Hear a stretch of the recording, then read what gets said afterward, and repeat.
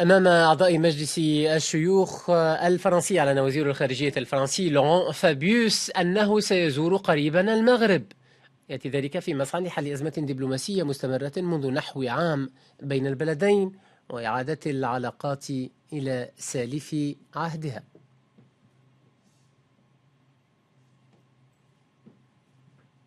نبقى في السياق ذاته مشاهدينا الكرام، وفقرة وقفة مع الحدث مع عبد الله العالي حول زيارة لوران فابيوس المرتقبة إلى المغرب. عبد الله أهلا بك ومساء الخير. مساء الخير حبيبي. إذا عام مر على هذا التوتر ما بين المغرب وفرنسا الحليفين التقليديين، ما أسباب هذا الوضع؟ حكيم، تعرف تماما بأن هذه الأزمة بدأت في فبراير شباط الماضي، وهي بدأت على خلفية رفع دعاوى قضائية ضد مسؤولين مغاربة متهمين بممارسة التعذيب في بلادهم من قبل مواطنين مغاربة. وهذه القضايا رفعت أمام القضاء الفرنسي بمقتضى ما يسمى بمبدأ الولاية القضائية الكونية.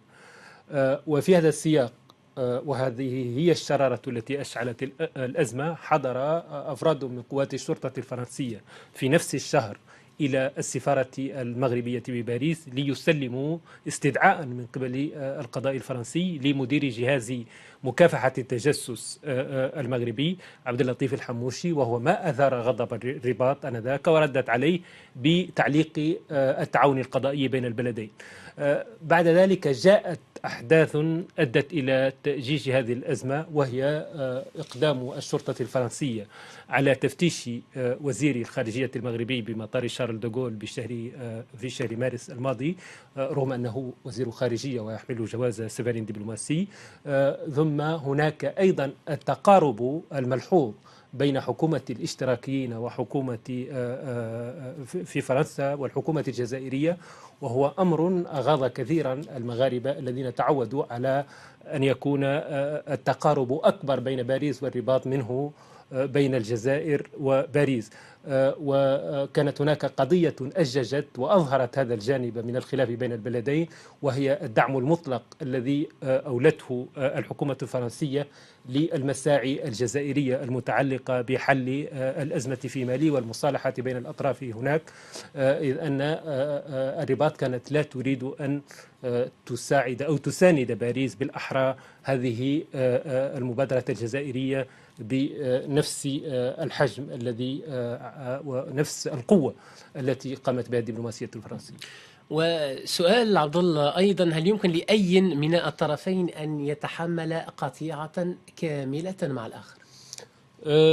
إذا نظرنا إلى كل الأزمات التي عرفتها العلاقات المغربية الفرنسية منذ استقلال المغرب إلى الآن، نجد أن خيار القطيعة خيار يبدو دائما مستبعدا. لماذا؟ نظرا للطبيعة البنيوية للعلاقات بين البلدين. المغرب يعتبر حليفا استراتيجيا لا غنى عنه بالنسبة للمغرب فيما يتعلق بالدبلوماسية الدولية، وخاصة في إطار الأمم المتحدة، وفي ضوء حاجة المغرب إلى الدعم الفرنسي فيما يتعلق بملف الصحراء الغربية، إذ أن المغرب كان دائما يقف إلى جانب فرنسا، كانت دائما تقف إلى جانب المغرب في هذه المسألة في أوقات حاسمة بالنسبة للمغرب داخل مجلس الأمن الدولي وخارجه.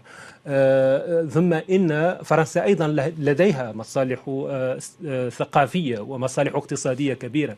أنت تعرف حكيم بأن هنالك أكثر من 700 شركة فرنسية لها فروع في المغرب، وبأن الاستثمارات الفرنسية يناهز حجمها 9 مليارات يورو، وهي تساوي أكثر من 40% من الاستثمارات المباشرة الأجنبية في المملكة. ينضاف إلى ذلك بعد ذا أهمية قصوى بالنسبة للبلدين، وهو التعاون الاستخباري في مجال المعلومات، وهو جانب يبدو الآن في هذا السياق أكثر ضرورة بالنسبة لهما من أي وقت مضى، وقد يكون دافعا فيما يتعلق بالجهود الدائرة حاليا لإصلاح ذات البين. ما لا يعرفه كثيرون عبد الله أنه قبل الإعلان عن هذه الزيارة المرتقبة للوران فابيوس كانت هناك لقاءات بين الطرفين. هل حصل أي تقدم في المفاوضات بشأن القضايا الخلافية؟ نعم حكيم، تماما كما قلت، كانت هناك ولا زالت خلافات شبه يومية بين الدبلوماسيتين، وكان هناك لقاءات بين رئيسي الوزراء ولقاءات بين وزيري الخارجية، وقد أوفدت باريس أيضا رئيسة لجنة العلاقات الخارجية بمجلس النواب وأيضا إلى الرباط، وكانت هناك أيضا زيارة من جاك لونغ وهو قيادي اشتراكي يرأس الآن معهد العالم العربي إلى باريس، وكل ذلك من أجل إيجاد حل سريع لهذه الأزمة. لكن تلك الجهود حتى هذه اللحظة باءت بالفشل.